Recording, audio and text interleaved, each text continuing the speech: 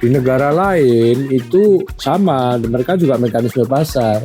Cuman intervensi pemerintah itu lebih ke arah supply and demand. Ya, demand naik, ya daya beli masyarakat dinaikkan, bukan dengan menurunkan tiket loh.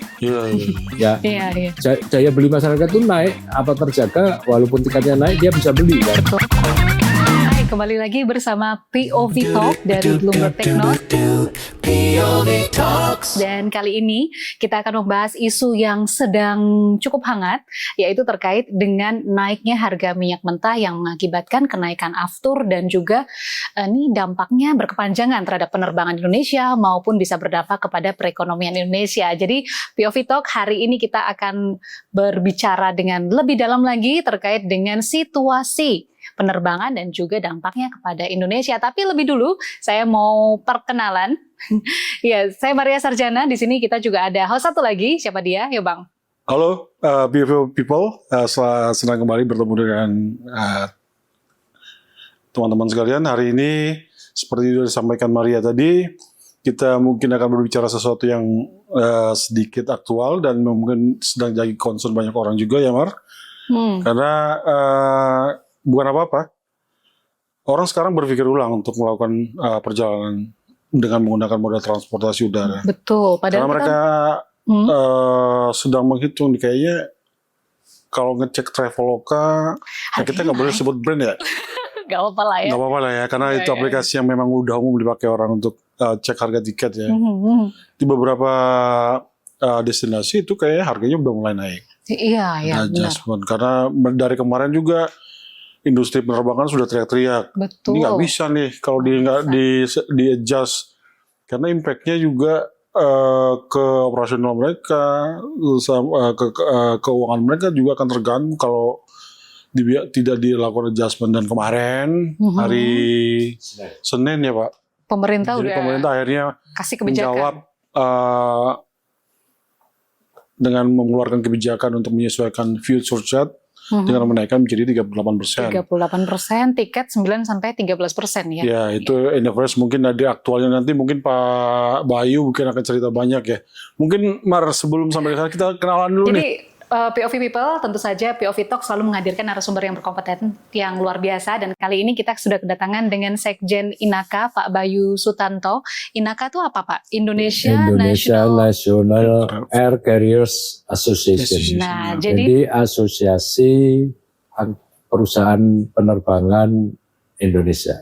Oke, jadi ini pas banget, pasti bisa menjelaskan. Selain Sekjen, sebenarnya Bapak ini juga menjabat direksi di salah satu maskapai. Betul. Ya, saya juga masih sebagai direktur utama di Trasnusa, maskapai Trasnusa. Mungkin people juga tahu lah, akrab dengan maskapai ini. Brand tersebut gitu ya. Jadi gimana? Kita mau mulai sekarang? Iya. Mungkin sebagai pemantik ya, mungkin kita coba dulu gali ke Pak Bayu. Kira-kira dinamikanya seperti apa Pak? Situasinya ketika merespon perang meletus di Maret lalu, terus tiba-tiba efeknya jadi snowball effect lah ya, ke semua industri terkena, termasuk aviasi. Dan tentu saja ini awal mulanya dari kenaikan minyak bumi. Betul. Yang akhirnya crude oil naik, ya turunannya kayak aftur yang selama ini jadi bahan bakar pesawat pasti juga terkena dampak. Dan aftur itu berkontribusi 30-40% terhadap operasional maskapai Pak. Benar. Bisa ceritakan nggak sedikit Pak dinamikanya, situasinya waktu perang ini muncul, apa yang dirasakan? Iya, jadi sebelum perangnya meletus kita juga khawatir ini probabilitas terjadinya perang kan tinggi. Iya. Di beberapa di market crude oil sudah mulai naik juga sih. Yang tadinya sekitar 70, 80 ini udah bergerak naik di atas 80, 90. Belum 90 sih, sekitar 80-an. Kemudian perang pecah 28 ini. Februari. 28 Februari. Jadi Pertamina ini selalu mengumumkan harga BBM termasuk aftur itu kan setiap tanggal 1. Jadi waktu tanggal 28 sudah diisu atau dipublish harga BBM termasuk aftur. Sehingga pada saat pecah perang tanggal 1 Maret dan berikutnya minggu pertama harga langsung sudah liar kan. Nah, 95, 100 sampai di atas 100 akhirnya. Ya. Hingga akhirnya kita kekhawatiran kita terjadi sehingga akhirnya di minggu pertama tanggal 10 Maret lah kita asosiasi diskusi dengan internal anggota maskapai penerbangan dan mengirim surat. Ya. Kita minta dievaluasi khususnya di TBA dan fuel surcharge. Selama ini kan TBA-nya udah 7 tahun nggak direvisi. Kemudian juga fuel surcharge-nya masih 10%. Nah, waktu itu kita mengusulkan 2 historinya. TBA naik 15% dan fuel surcharge juga 15% karena perhitungan saat itu harga crude oil masih 1,1 lah gitu ya. MOPS pun juga sama di Singapura. Jadi kita hitung-hitung ya itu masih memadai. Tapi kan dalam perkembangannya minggu kedua, minggu ketiga itu kan makin liar ya harganya. Dan supply-nya juga terbatas gitu loh. Sehingga ya menambah kekhawatiran kita itu loh. Kemudian kita di minggu ketiga juga sudah membuat media rilis maupun surat mengingatkan kembali untuk segera ini. Tapi Kementerian Perhubungan belum menjawab, baru menjawab di media rilis kalau sedang dievaluasi gitu. Kemudian ya sudah akhirnya waktu tanggal 31 Kementerian Perhubungan belum mengeluarkan kebijakan baru, Pertamina juga belum. Kita sampai 31 Maret sore saya masih mantau, soalnya kan saya cari bocoran lah, ordalnya berapa, yang berkisar 21.000 sampai 24.000 gitu loh. Aduh, mudah-mudahan 21.000 lah gitu. Taunya paginya baru dapat diumumkan sudah 23.500 something lah gitu ya. Jadi naik dari yang bulan Maret 13.556, jadi naiknya 10.000 rupiah. Banyak banget naiknya. Kalau di persentase ya 10.000 bagi 13.000 ya sekitar 72%. 72% sih tepatnya. Itu kan juga bagi kita kan shock ya. Wah ini mau terus atau enggak kita bisnis ini, mau terbang atau enggak. Kita juga komunikasi dengan Kementerian Perhubungan, menulis surat maupun ke media rilis. Akhirnya kita diundang rapat di Kementerian Perhubungan sampai malam itu tanggal 1 malam. Dan nggak putus juga karena Kementerian Perhubungan merasa kurang pede, nggak punya kewenangan atau apa ya terkait ekonomi publiknya, sehingga diteruskan ke komunikasi dengan Kementerian Ekonomi, Kementerian Koordinator Perekonomian. Terus kemudian kita diundang rapat hari Kamis minggu yang lalu sampai sore di lapangan Bandeng, ya dibicarakan semua lah concern kita, masukannya, kendalanya dari sisi pengambilan keputusan gimana. Tapi karena Jumat sampai Minggu kan libur, sehingga hari Minggu kita menunggu juga sih. Tapi akhirnya malam disampaikan kan, nah, itu membuat kita lega lah. Jadi hitungannya dari pihak pemerintah ya mengakomodasi sebagian besar apa yang kita sampaikan, kendala apa concern kita ya. Khusus kecuali TBA jadi sepakati waktu rapat di lapangan Bandeng. Sementara TBA tidak dievaluasi, mereka sebetulnya juga paham bahwa TBA-nya harus dievaluasi. Sementara nggak dievaluasi sampai back to normal, perang selesai, harganya kembali normal lah. Mungkin harga crude-nya kembali seperti prediksi atau asumsi di APBN 70 per barrel ya. Ya itu yang terjadi, makanya beberapa hari ini ya kembali tadi kan tiket penerbangan ini kan jadi sesuatu yang seksi lah isunya. Menjadi isu yang seksi gitu. Walaupun sebetulnya jasa transportasi ini kan bukan komoditi. Mungkin kebutuhan, nggak tahu apa. Kalau kebutuhan primer kan beras, gula, minyak, listrik, air. Dan sekunder mungkin baju, badan, sepatu. Ini mungkin tersier atau kuarter gitu ya. Tapi kita negara kepulauan sih Pak. Jadi iya itu memang benar. Tapi artinya kebutuhan jasa itu bukan kebutuhan yang dasar. primer gitu, dasar ya, betul. Papan seperti sandang komoditi. Betul. Nah, kita ada beberapa tahun lagi ada kecenderungan kok di komoditifikasi gitu jasa ini. Ya kan? Kalau Anda beli beras hari ini, nanti sore, besok pagi kan harganya sama. Iya. Kalau Anda, kalau harga beras naik 20%, Anda kan tetap beli. Ya. Kalau jasa transportasi kan beda. Yang dijual ini hari apa? Rebu ya. Hari Rabu. Harga tiket hari Rebu siang ini sama dengan yang untuk malam nanti berbeda. Iya. Dengan besok pagi berbeda, Betul. dengan Jumat berbeda gitu. Betul. Ya. Ya, betul. Itu makanya bedanya dengan produk komoditi gitu. Iya. Karena bukan komoditi jadi bisa berbeda-beda harga. Iya, karena jasa ada proses untuk deliver atau menyampaikan supaya jasa tadi bisa digunakan. Iya. Kalau komoditi kan hanya ya take and give. Ya, Iya, iya. betul. Tapi ini memang jadi hal-hal yang kemudian banyak dipertanyakan juga di masyarakat.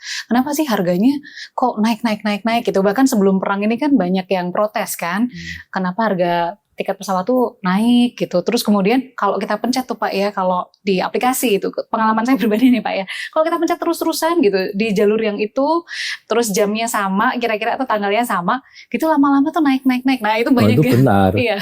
Jadi itu sorry langsung dijawab ya. Boleh Pak. Kalau Anda klik nggak jadi beli, nanti klik lagi naik. Iya. Bukan hanya untuk tiket domestik, luar negeri juga Iya, sama.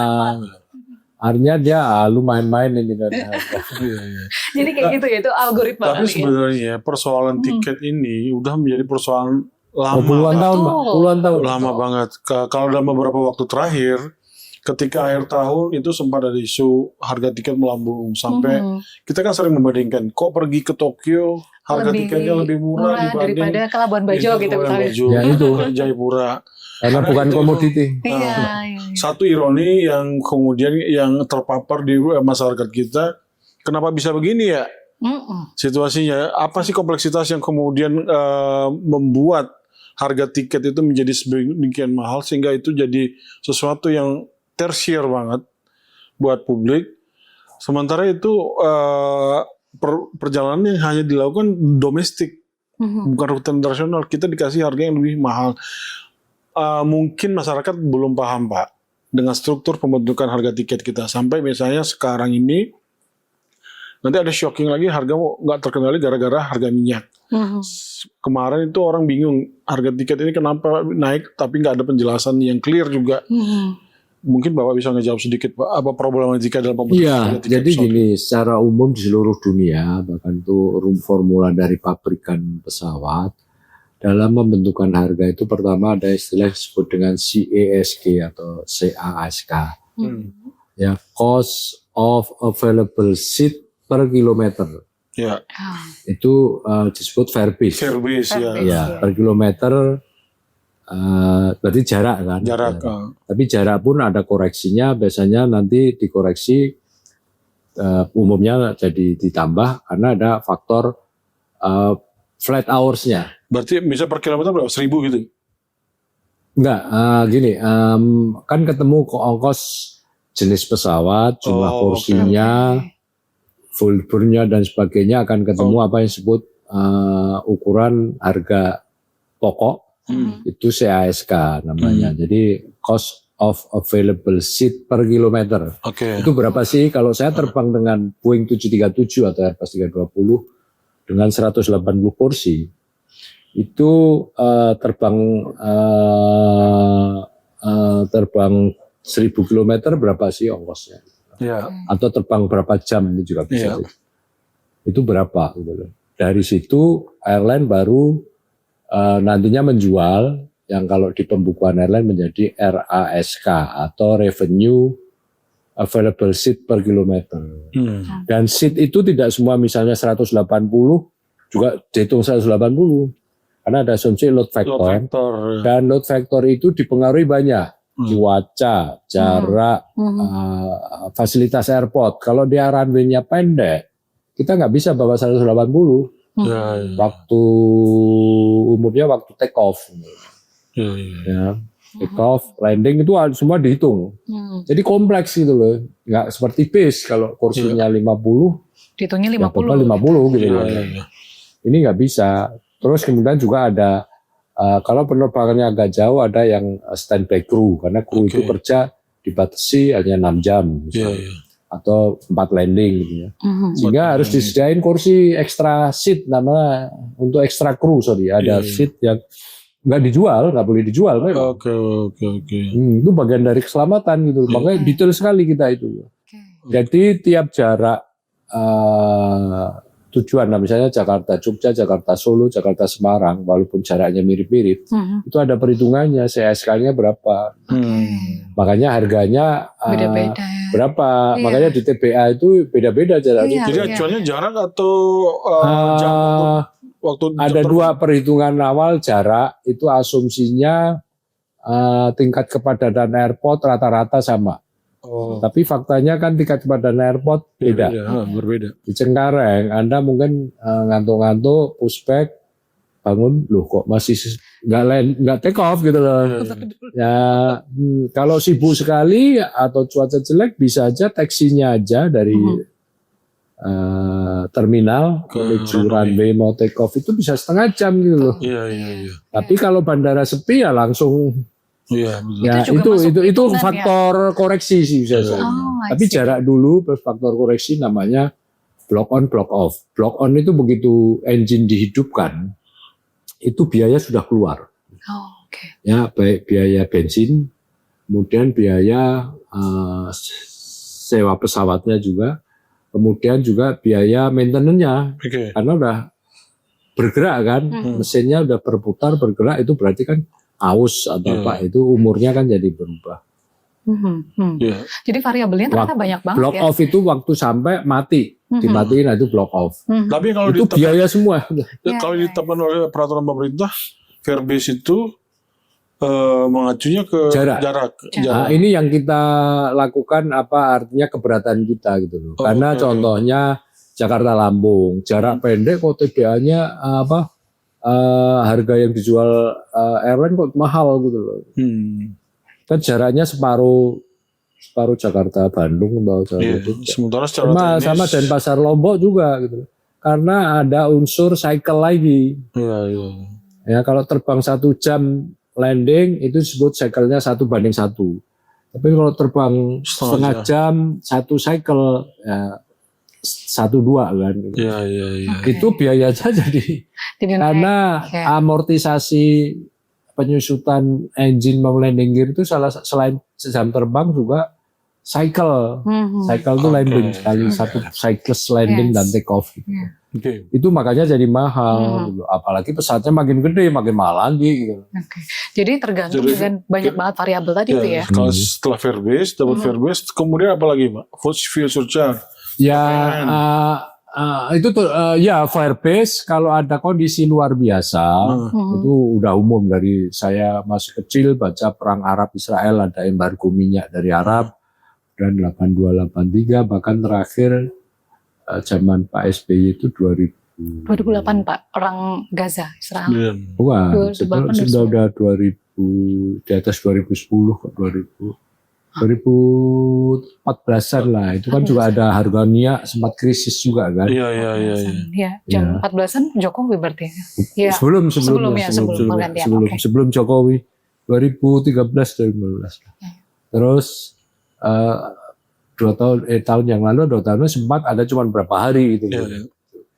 Ya kalau kejadiannya hanya pendek nggak apa-apa, tapi kalau berkaitan selama 3 bulan itu berat. Makanya di peraturan tentang TBA kan ada klausul apabila direview 3 bulan, dan juga yang kedua setiap 3 bulan apabila harga aftur maupun kursi dolar naik di atas 10% rata-rata selama 3 bulan harus dievaluasi. Kemarin kebijakan pemerintah itu kan menaikkan 38% full surcharge. Ya, tapi kan itu sebenarnya kenaikannya hanya 28% ya Pak ya. Nah, itu menurut Bapak dari Inaka melihat seperti itu sudah tepat atau gimana? Karena kan proyeksi 2 bulan. Usulan kita juga gitu. kita sih 35 sampai 40. Karena hitungannya mudah, Mbak. Jadi kan kita sebut 40% ya porsi aftur.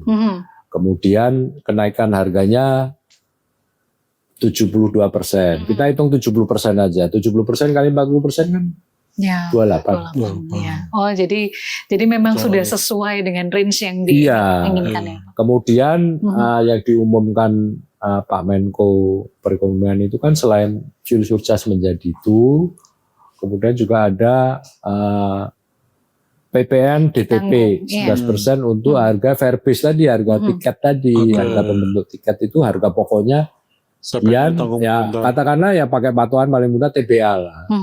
TBA kan harga pokok yang paling tinggi kan, jadi TBA sekitar ya 11% kan. Jadi kenaikannya dari fuel surcharge yang naik berapa 28% kali 40% ditambah 11% kan itu. Ya diskonnya sekitar itu 9-13 mungkin sampai 15% bisa. Tapi bukan berarti maskapai akan jual itu, kayak sama ada TBA tapi kita kan nggak bisa jual TBA terus. Karena di antara rentang TBA dan bawah TPV-nya itu kan mekanisme pasar nanti yang berlaku. Di negara lain itu sama, mereka juga mekanisme pasar. Cuman intervensi pemerintah itu lebih ke arah supply and demand. Ya, demand naik, ya daya beli masyarakat dinaikkan, bukan dengan menurunkan tiket loh. Daya beli masyarakat itu naik, apa terjaga, walaupun tiketnya naik dia bisa beli kan. Betul. Ya itu kan instrumen otoritas moneter. Moneter dan fiskal lah ya. Yang ada dua, moneter sama fiskal. Kalau moneter kan di BI ada tingkat suku bunga. Ya kan kalau tingkat suku bunga tumbuh, uang beredar diambil, nggak bisa punya ini. Kemudian juga kurs US dollar, makin tinggi kursnya, daya beli kita kan kurang. Turun. Ya kan.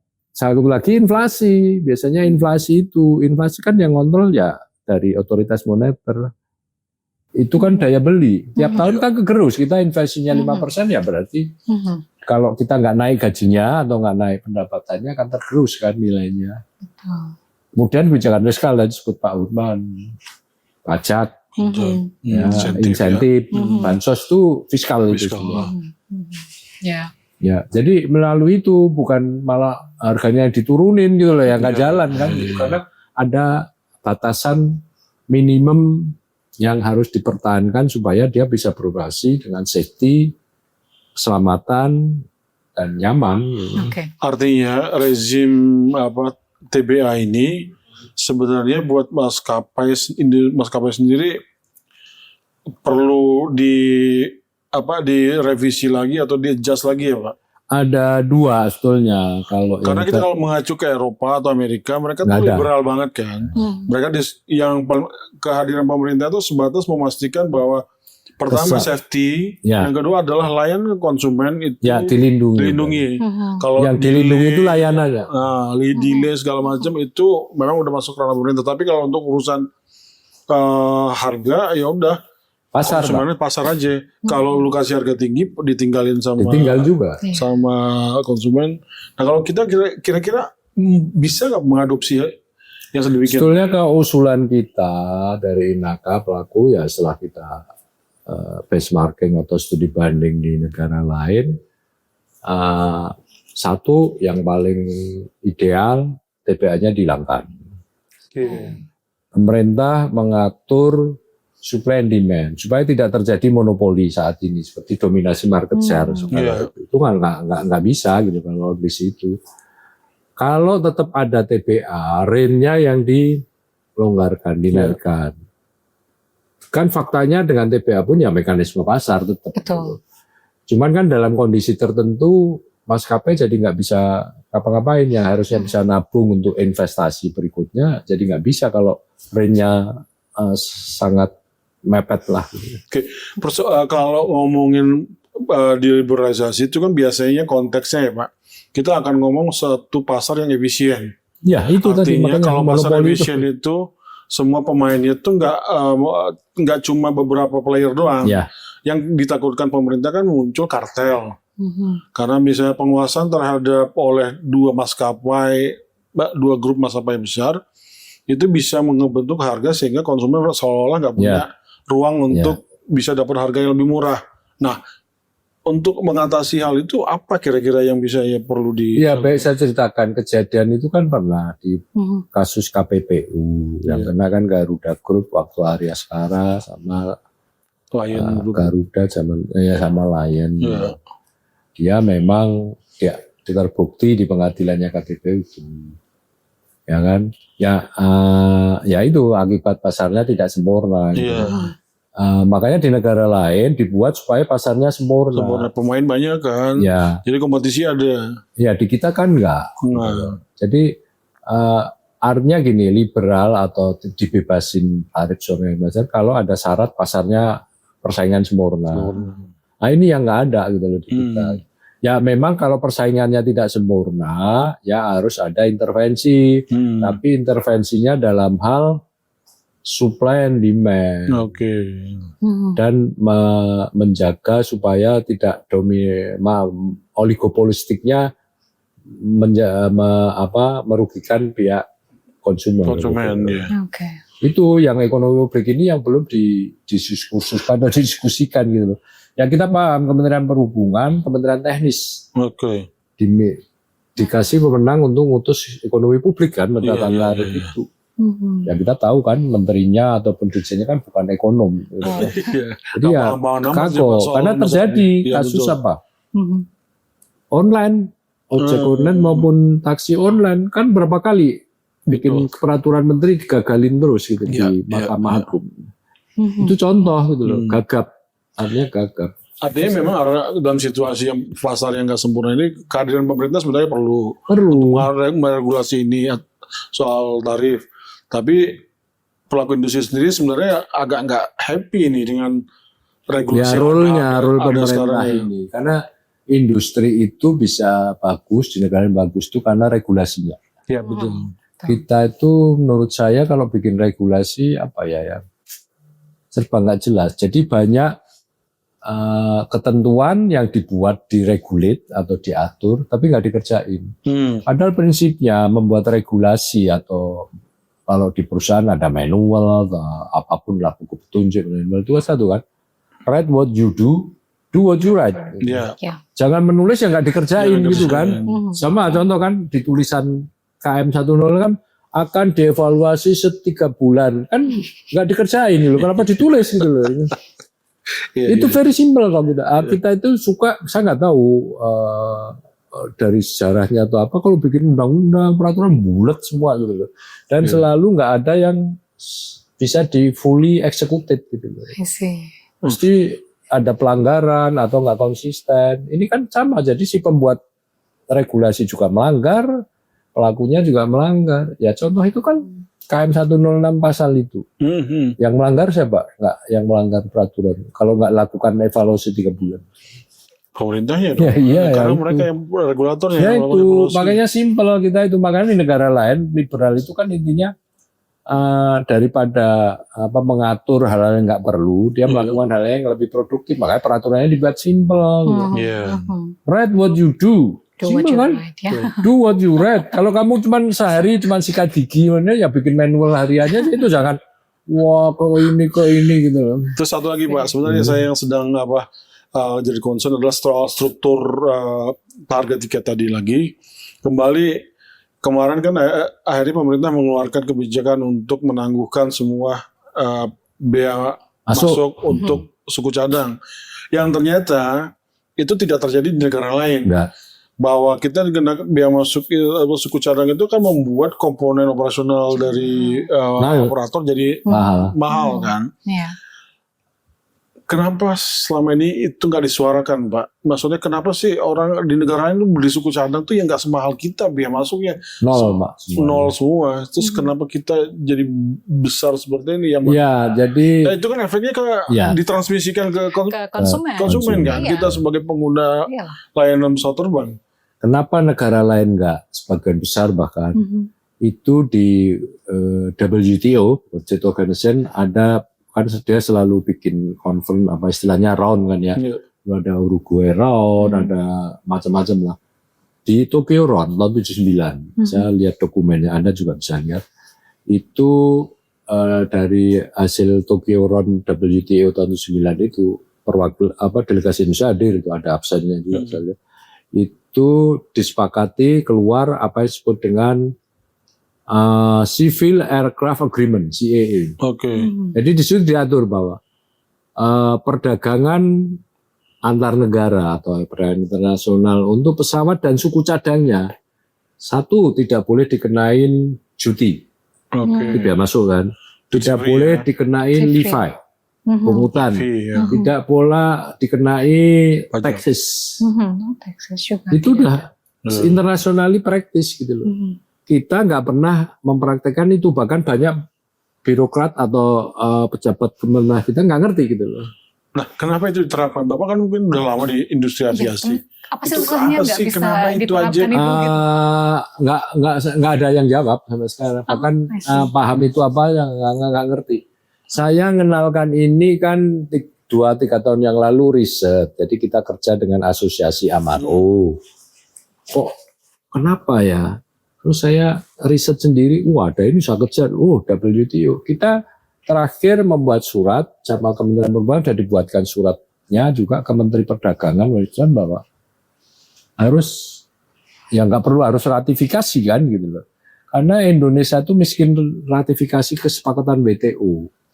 Saya cari baru ada 1 undang-undang yang meratifikasi WTO, itu terkait perdagangan bebas yang Uruguay Round yang seri berapa lupa. Ya mudah-mudahan pejabat-pejabat kita mendengarkan ini ya, karena ini situasi kayak hal-hal yang sebenarnya bisa membuat publik juga bisa lebih ringan ketika membeli tiket karena harga lebih murah. Kalau memang ini bisa di-adjust aturannya ya. Kemudian ini Pak, kalau itu dianggap sebagai objek penerimaan, kemarin ternyata dari biaya masuk komponen pesawat itu cuma 500 miliar. Iya, nggak sampai triliun. Artinya bukan numbers yang besar kalau untuk dipertahankan sebagai suatu sumber penerimaan. Kalau multiplier efeknya kalau itu dilepas kira-kira ya sangat bagus. Jadi memang gini, cerita lagi ya kenapa ada Tokyo Round tadi. Bukan hanya untuk airline. Untuk siapa? Pabrik pesawat. Tidak ada pabrik pesawat di dunia, baik mulai dari Airbus, Boeing, Comac di Cina maupun Embraer, itu membuat pesawat dan suku cadangnya sendiri di pabrik itu. Semuanya tersebar di mana? Semuanya perdagangan. Ya kan kayak Boeing itu mungkin 60% impor juga dia. Dari yang dari Jepang, dari ini, bahkan mesinnya aja mereka pakai Rolls-Royce. Ya. Itu dari bahkan Inggris. Pratt & Whitney itu kan mesinnya di Kanada. Gitu.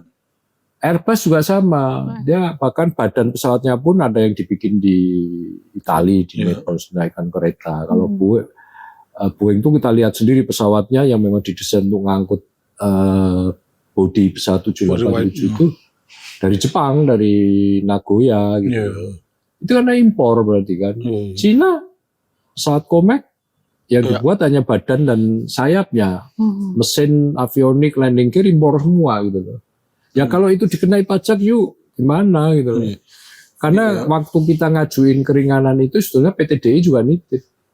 Jadi PTDI itu juga impor gitu. Jadi orang kita tuh pejabatnya maupun masyarakat kita juga ya kurang literasi sama edukasi sih. PTDI itu komponennya impor. Jadi gitu. nggak ada ahli teknologi juga di sana ternyata ya, masih semuanya masih impor karena semua juga. bayar dengan biaya yang besar. Itu yang saya pikir.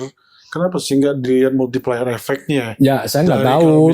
Kita ngusulin sih dari penerima 500 miliar itu di set off, udah dihilangkan dengan menghitung impactnya, kemudian misalnya harga tiket lebih murah, mobilitas orang akan jadi kenapa luar negeri lebar itu salah satunya. Selain dibebaskan mekanisme pasar, pemerintah mengintervensi sisi supply and demand, termasuk jumlah pesawat yang boleh terbang, yang melayani berapa, bandaranya berapa, itu kan supply and demand. Di Cina diatur benar, kalau satu airline mau beli pesawat baru, pesawat lamanya harus dibuang. Artinya suplainya kan tetap tidak bertambah kan, supaya keseimbangannya juga. Ya di situ maksud saya gitu pengaturannya itu. Dengan intervensi masuk peran yang selama ini mandul KPPU kan. Kalau contoh Cengkareng Kuala Namu, Medan ada 30 penerbangan. Tapi satu grup menguasai 60% atau 70%. Nggak ada Monopoli nggak? Sebenarnya Gitu loh. monopoli kartel juga Itu sebenarnya. sudah nggak monopoli, boleh. struktur pasarnya nggak efisien berarti. Iya. Kawan saya nggak tahu kawan-kawan kita di KPPU, aduh. Nggak punya taring kali Pak. Ya, kelihatannya sengaja dibuat nggak tarik sejak awal. Setelah KPPU ini kan tekanan dari IMF waktu khusus, karena betul, kita nggak punya escape clause untuk usaha, sehingga udah bangkrut usahanya masih dikejar utang terus. Salah satunya itu gitu loh, supaya membuat orang ada kepastian hukum. Ya, sebagai bagian dari struktural Tapi, adjustment program juga dulu kan. Keputusannya nggak ini. Kalau di tempat lain Malaysia aja tutup, kamu nggak boleh. Harusnya ini badan super body ya, punya kekuatan untuk mengatur dan memaksa semua industri yang melanggar persaingan usaha langsung tutup. Iya. Kalau bisa ditutup langsung, kalau misalnya memang dia fatal ya. Ya, makanya kalau tadi Bang Hotman bertanya tentang dan mulai tiket nih Pak, ya kan detailnya tuh apa, kemudian efeknya tadi yang 500 miliar itu kalau dilepas aja gimana? Kalau dari saya nih Pak, ya lebih dalam ke maskapai sendiri, Bapak sebagai di Inaka, kemudian juga di internal Pak, ya pelaku usaha. Nah, kalau di internal itu sejak COVID sampai dengan hari ini, kemudian ada prosesi atau ada situasi seperti ini, itu bagaimana efeknya Pak untuk ke dalam? Ya berat, yang jelas Sampai setelah COVID sampai sekarang itu buku maskapai merah semua. Iya. Kan kita tiap tahun juga diminta ada peraturan menterinya menyampaikan audit laporan keuangan. Iya. Tapi feedbacknya nggak ada, ya nyampein aja gitu. Nggak tahu diapain di sana. Submit doang, sekedar laporan. Ya itu saya bilang. Kalau laporan keuangan yang kita sampai nggak dianalisa, ya kenapa harus buat peraturan itu ya? Berat buat judu aja lah gitu. Terus sama satu lagi nih Pak, dulu waktu ketika tahun berapa ya 2013-2012 kami tuh pernah ada tugas investigasi ceritanya begitu Pak. Karena waktu itu ada sebuah maskapai yang selalu telat Pak. Telatnya tuh nggak keruan gitu ya. Masih kan? Memang sudah hilang. Yang enak Pak menyebutnya. Sebuah maskapai udah jadi jamak di semua orang tahu. Iya. Tapi waktu itu ada konsen di mana ternyata penerbangan itu ada yang ngatur kan Pak. Gitu. Jadi jalurnya si A boleh lewat dulu, si B boleh lewat dulu. Nah ternyata ada kartel di situ Pak. Iya. Boleh tanya nggak Pak? Itu beneran ada atau enggak? Atau masih ada nggak sekarang? Sudah berkurang jauh. Sudah berkurang jauh. Sudah berkurang, tapi ya tetap ada ya. Tapi tergantung, kalau dari sisi saya, ya Mas Meseng Airline berusaha supaya itu nggak nyerang kita. Kalau saya pilihannya, kita pernah, waktu kita terbang dari Manado, ya, itu dipepet. Kita dapat, langsung seminggu kemudian mereka juga terbang rute yang sama, toiletnya nggak ada, mepet 10 menit. Saya tinggal ngomong kayak apa, pindahin atau saya nggak jadi terbang. Wah berani juga Pak pindahin itu. Bukan berani, ini kan pilihan aja. Apa ini loh, berantem juga enggak kita gitu. Sama sama kita terbang ke Singkawang gitu kan. Ada itu rute Pionir. Dan di Pionir kan diproteksi misalnya 2 tahun kan. Yang minta Bu Wali Kotanya sendiri, ya kita terbang kan. Blok charter walaupun gitu. Nggak lama, nggak sampai sebulan nempel lagi gitu. Dengan jarak yang dekat-dekat. Oh iya, hitungannya menit, dan di akhir aku bilang nggak bisa. Akhirnya di fasilitasi perhubungan dipisah. Pak, kalau potretnya demikian, saya jadi bertanya, apakah industri aviasi ini atau penerbangan ini menguntungkan nggak sih ngerjain? Tipis Mas. Tipis. Bapak boleh lihat kok, ketik aja average profit airline in the world itu 1-3%. Semua berlaku common di seluruh dunia. Di seluruh dunia 1-3%. Nah, kenapa kemudian orang mau masuk ke bisnis ini? Ada unsur cash flow bisnis sama prestis. Oke. Walaupun banyak airline yang bangkrut kan, apalagi LCC itu paling setelah 10 tahun modelnya udah nggak cocok, tutup kan.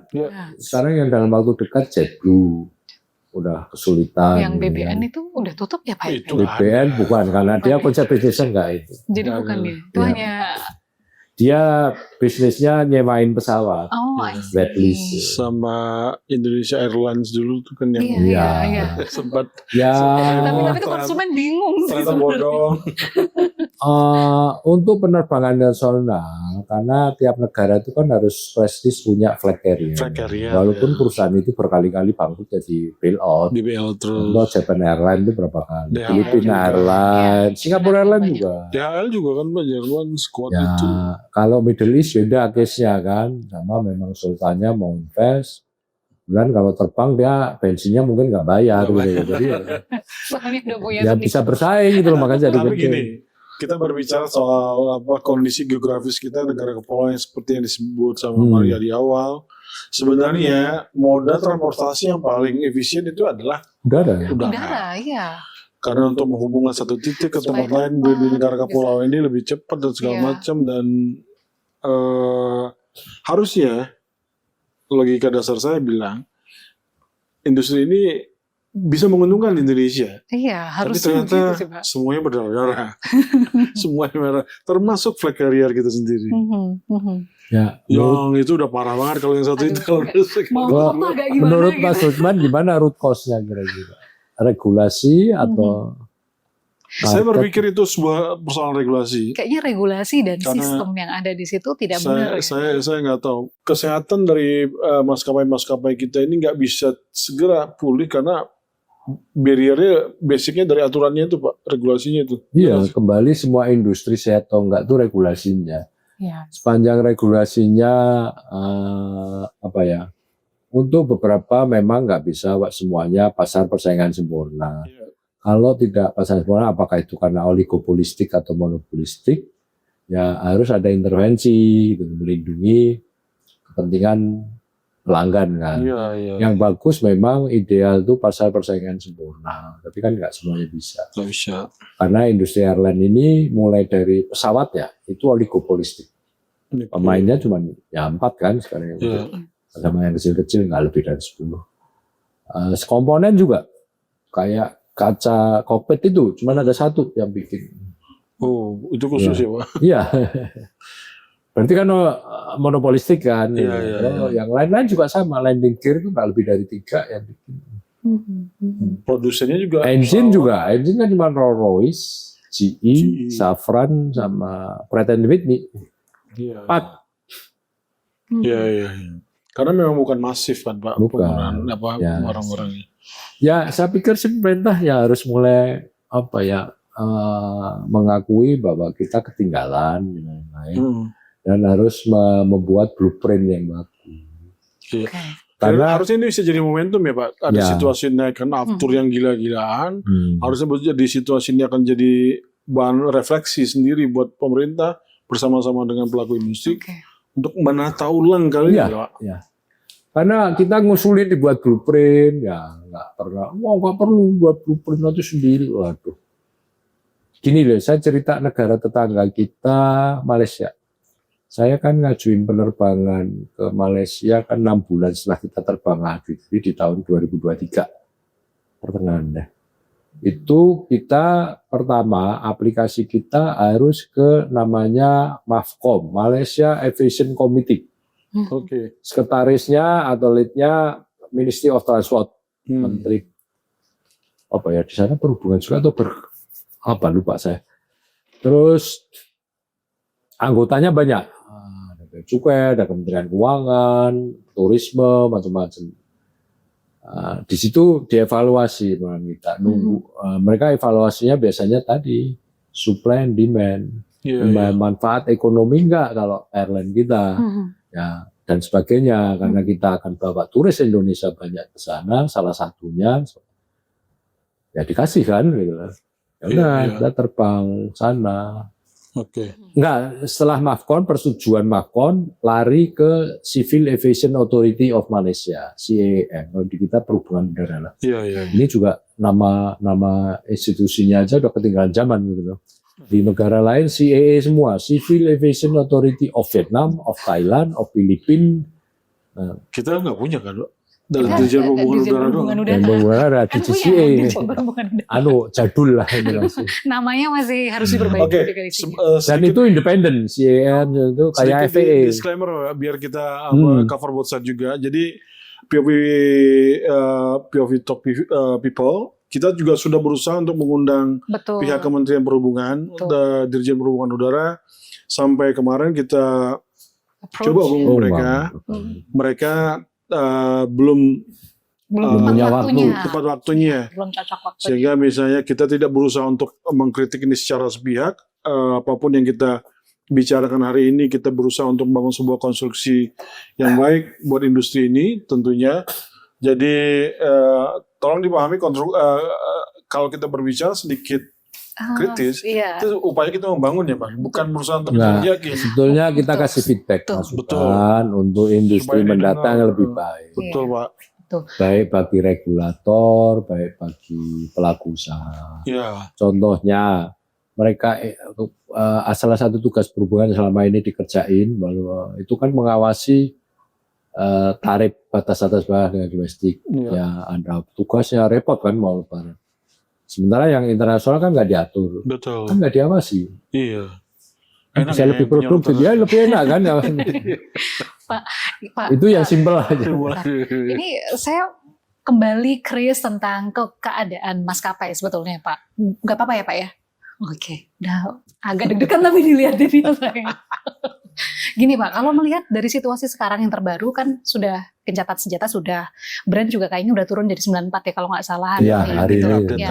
Jadi 90-an. kan turun juga tuh Pak ya. Ekspektasi. Ya, kalau Bapak dari sudut pandang pelaku usaha gitu ya, melihat keadaan ini bisa lebih cepat baik atau gimana? Terus kemudian kalau sudah membaik, apakah yang 28% kenaikan tadi itu tetap di situ aja Pak? Boleh diturunin?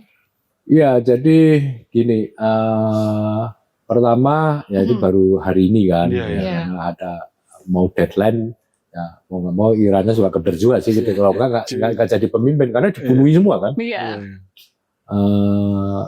Masalahnya untuk kembali normalnya perlu berapa lama? Ini kan cuma 2 minggu. 2 minggu Apakah selama 2 minggu itu positif, masih 50-50, atau tetap deadlock? Kan kuncinya di deadlock. Kan? Apakah diperpanjang lagi ceasefire-nya? Kalau ceasefire lagi kan ketidakpastian. Iya. Kita dengan ceasefire itu masih 50-50 ketidakpastian. Iya. Ya kalau masih ketidakpastian ya kita harus punya buffer tadi ya.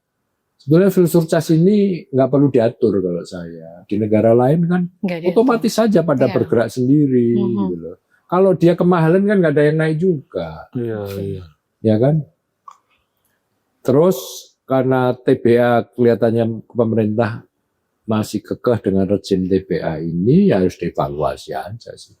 Sama ya harus konsisten fleksibilitinya. Kalau memang tiap 3 bulan ya 3 bulan. Okay. Di review ya, wajib. Ini kan dibiarkan kan pelanggaran sebetulnya gitu ya. melanggar apa yang sudah ditulis sendiri. Ya ditulis sendiri kok. Agak simpel lah, write what you do what you read aja deh, nggak usah mulu-mulu. Wah. Nah. Tapi ini jadi menarik ya. Maksudnya ada hal-hal yang kemudian kita terbuka. Sepertinya POV People juga udah mulai mengerti nih. Jadi kalau lihat di aplikasi harganya segitu tuh karena ada banyak faktornya ya Pak ya. Jadi nggak bisa langsung, karena banyak masyarakat ya. Maaf Pak, judging gitu. Tapi paling penting buat kita juga memahami apa seperti yang disampaikan oleh. Soalnya kan Pak ya Bayu. banyak tips. Saya sendiri sering ngasih tips. Tadi malam juga di Bloomberg, Bloomberg apa? Di lantai 19 Sompo juga gitu. Tip mau bepergian dalam negeri dari dulu saya selalu cari sendiri, nggak nyuruh orang. Sebelum ada aplikasi online dan saya cari website yang cheap ticket atau Ayak atau apa. Ya, cari gitu loh. Baru bandingin. Kemudian cara bepergiannya jangan semaunya sendiri. Ya, paling murah itu Selasa sampai Kamis. Oh, iya. Hari Rabu biasanya paling murah Pak kalau saya, karena saya sering banget naik. Ya sama, makanya dari Selasa Kamis. Senin itu sampai Senin pagi masih mahal, nanti Senin sore turun. Nanti Kamis sore udah mulai. Kamis sore udah naik, kemudian nah ini tuh POV People ya. Kalau Jumat ya mulai naik, Tapi setelah Jumatan makin, tapi kalau Anda pergi pas jam Jumatan, bolos Jumatan misalnya gitu, murah. Tapi jangan Pak, jangan bolos Jumatan. Jangan menyuruh orang nggak sholat. Enggak, saya kan kasih contoh. Kasih contoh. Nah kan tidak semua orang sholat juga. Iya Pak. Ya itu, bahkan termasuk peak season juga. Saya dulu waktu masih pulang ke Jogja, karena orang tua masih ya. Itu kalau pulang saya bukan sebelum Lebaran apa, habis sholat, ambil tiket yang siang. Oh, itu paling murah? Enggak paling murah tapi harga normal. Oke. Ya, okay. Atau lebaran kedua. Ya ngapain gitu loh. Mau sama ketemunya. Daripada itu sebenarnya ceritanya yang kita pengen usung. Kita kan ribut soal harga tiketnya karena kita sensitive price kan. Betul. Karena kapasitas dan kemampuan finansial kita segitu-segitu aja. Betul. Sebenarnya paling penting adalah dibagusin nih pendapatan masyarakatnya. Nah itu tadi. Jadi kalau pendapatannya meningkat, daya konsumsi beli masyarakat. Jadi tiap negara itu kan punya. Kalau dulu di GBHN-nya. Dan kita tahun ini berapa sih GDP per kapita. Ya, karena itu bukan hanya untuk secara ekonomi aja. Tapi juga untuk demokrasi. Betul. Kita ini salah satu wapres kita, Pak Presiden ngomong kita itu akan demokrasi kalau 8.000 income per kapitanya. Kalau sekarang banyak dibajak. Iya. Ditilep atau dibajak, Pak? Dibajak. Dibajak. Gimana tuh Pak dibajak maksudnya? Biar kita nggak salah. Karena dia ekonominya lemah, diiming-imingi ekonomi gitu loh. I see. Dibajak kan jadi. Pilihan dia jadinya hanya short term karena dapat karung beras. Kalau independen ekonominya ya enggak. Sebenarnya ya, Mark, kalau kita lihat data BPS ya, setelah sebelum COVID itu kan jumlah penumpang pesawat itu kan tinggi banget, baru turun sempat COVID, tapi dan sekarang udah mulai balik lagi ke sudah mulai sebelum era COVID. Trennya sebelum COVID itu selalu naik terus jumlah penumpang pesawat kita. Naik di atas. Artinya ya, potensial market kita itu kan besar ya Pak. Tapi misalnya dengan cara yang seperti ini, pengelolaan yang mungkin saya nggak tahu menyebutnya dengan istilah apa ya. Kalau kita boleh bilang ambaradul mungkin berlebihan, tapi faktanya banyak hal yang tadi seperti yang diceritakan sama Pak Bayu tadi, ada yang nggak mengacu ke best practice yang yang sudah dilakukan oleh negara lain. Jadi kita seolah punya aturan, oke lah kita punya pasar yang memang belum sempurna, tapi di sana sini harusnya pemerintah lebih adaptif ya Pak dengan regulasinya. Nah kira-kira Pak, mungkin dalam misalnya jangka pendek ini dalam situasi yang seperti sekarang ini, jangan sampai ini terulang terus. Ya, kita baru berpikir gini, Mas, sesuatu yang serius ketika ada masalah besar. Saya kan sering ngobrol ke kawan bekas komisioner KPU. Ini kalau kita melakukan hal yang sama, tidak pernah mau deregulate atau mereview regulasi, kan berarti kan berbuat yang sama. If you do the same thing again and again, menurut Einstein apa? Dumb ya Pak. Wong edan ya itu aja prinsipnya gitu. Jadi kalau Anda dengan peraturan yang sudah nggak up to date, nggak sesuai best practice, berharap hasilnya bagus, mungkin nggak. Menurut Bapak, Menteri kita kompeten nggak sih ngurusin ini? Waduh. Enggak. Udah sibuk dengan. Sibuk itu. Nggak, atau misalnya pejabat. Saya nggak berharap Nggak berharap banyak Pak. Nggak berharap banyak. Enggak, ya apa-apa karena semacam sistem ketatanegaraan, semacam sistem politik masih patronase begini. Masih seperti sama kan dari tahun 50-an sampai sekarang ya. Ya tadi menurut Einstein aja. Oke. Ya Bapak kalau ketemu Pak Menteri ya Pak Menteri ini kan Bapak kayak apa yang ditulis Einstein, do the same thing again and again. Artinya apa Pak gitu?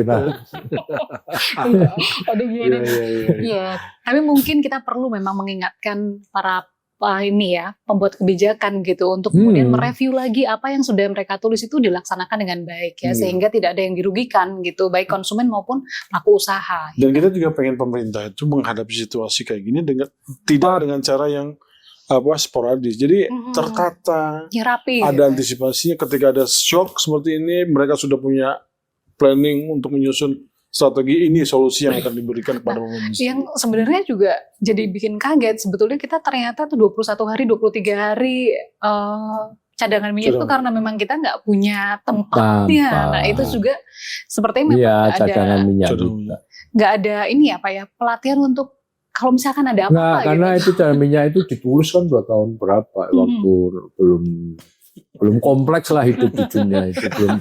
Jadi belum diperbarui gitu maksudnya. Ya harus punya cadangan minimal ya 90 hari. Bayangin kalau 2-3 hari kita konflik dengan negara lain. Kan? Waduh. Dan sampai sekarang nanti masuk bunker semua kan.